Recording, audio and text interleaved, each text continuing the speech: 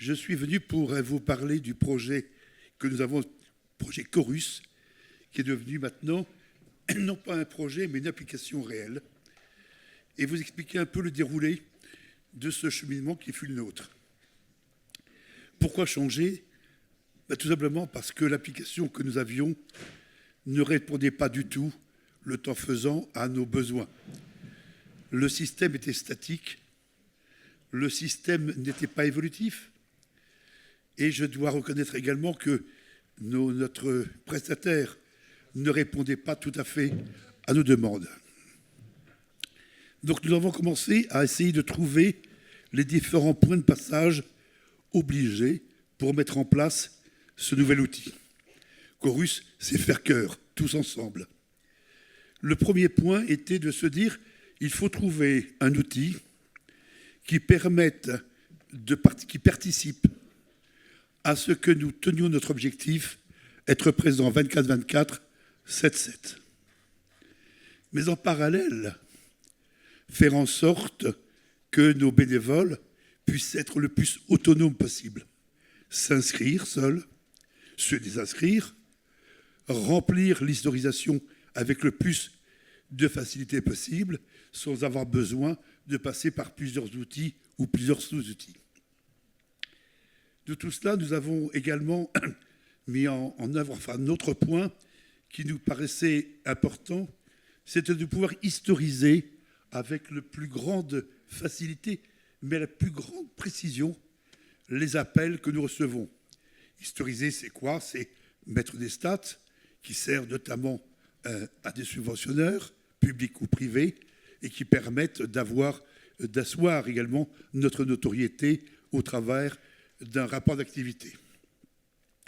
Donc tous ces objectifs mis bout à bout, nous avons commencé à chercher quel était le prestataire avec qui nous pourrions travailler.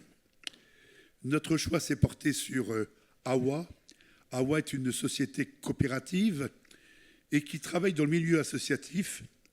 Et ça nous a permis d'avoir un langage, un échange, eux et nous, beaucoup plus facile que si nous avions pris une société plus importante, certes, mais peut-être moins à notre écoute.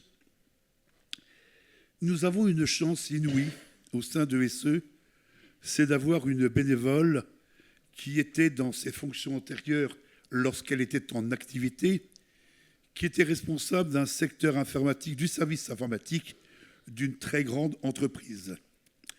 Et donc, elle a repris une casquette de chef de projet, ce qui lui a permis de faire le go-between entre des bénévoles et AWA, et de parler le même langage que les bénévoles, tout en sachant parler le AWA. Et vous pensez bien que pour des bénévoles qui viennent de différents horizons, parler AWA n'est pas toujours facile. Et il fallait un traducteur. On a obtenu ce traducteur avec une grande facilité. Aujourd'hui, nous pouvons dire que l'ensemble des bénévoles a travaillé à la construction de ce projet.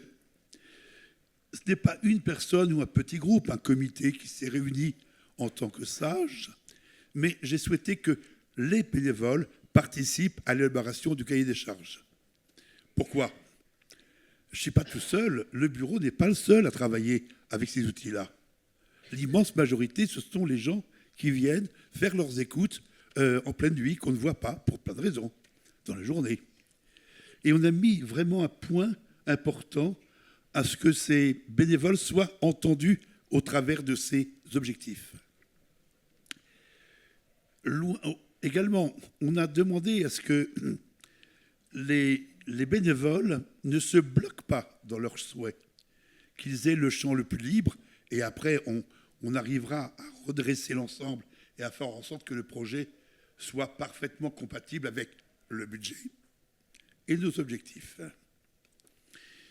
Y sommes-nous arrivés ? Je vous dirais oui, très humblement. La bascule s'est faite au 1er janvier 2026. Et j'entendais certains bénévoles me dire « Oh là là, tu sais, c'est prétentieux.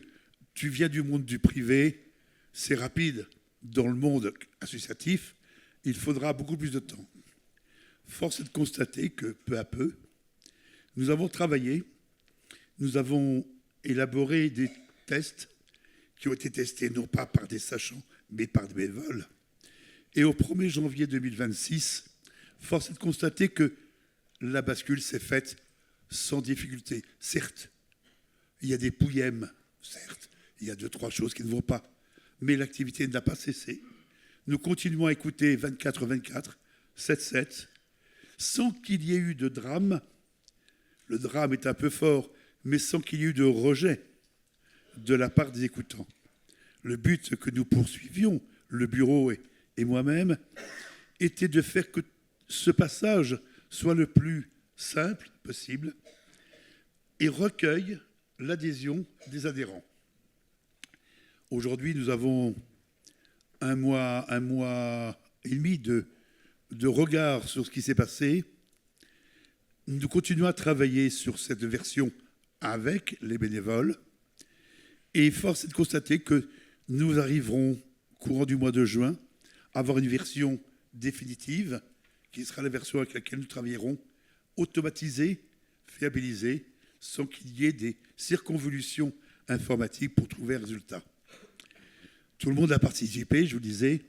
Au sein du bureau, et nous sommes 4, il y a au moins une personne ici qui est du bureau, qui est la secrétaire générale, Soisic.